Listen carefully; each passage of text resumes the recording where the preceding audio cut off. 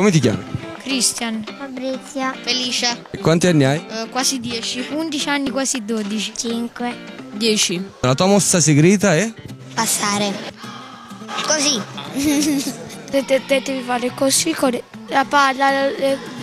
Che sto per passare la palla, cioè la lancio un po', la riprendo e faccio canestro. Se lui fa tirare, io vado all'altra parte e tiro. Quando tiro è aspettare, è bello aspettare se il pallone entra oppure esce. Tipo a sorpresa che non si vede. È una tecnica che funziona sempre. È importante rispettare le normative. Mentre devi prendere il gel, potevi andare sulla panchina, cambiarti le scarpe. Negli spogliatoi si può essere massimo 3. Poi entri dentro al campo e poi fai gli allenamenti. Poi dopo che avete finito ti metti le scarpe che come sei entrato, ti metti il gel e esci. Su 100 tiri, quanti canestri fai?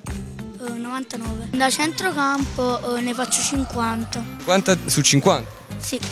Bisogna sempre rispettare sia gli amici che le persone che giocano nella squadra avversaria. Secondo me è sbagliato essere razzisti perché non bisogna giudicare una persona dal colore della pelle. Magari se vedo qualcuno che lo insulta, magari vado un po' vicino a lui, non farlo sentire triste. Perché è brutto essere discriminati. Ci sono i bravi e i cattivi da tutte le parti. Ricominciamo lunedì.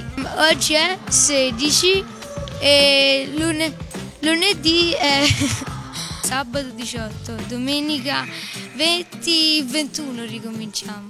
Venite a giocare a pallacanestro perché secondo me è un bello sport. È bellissimo.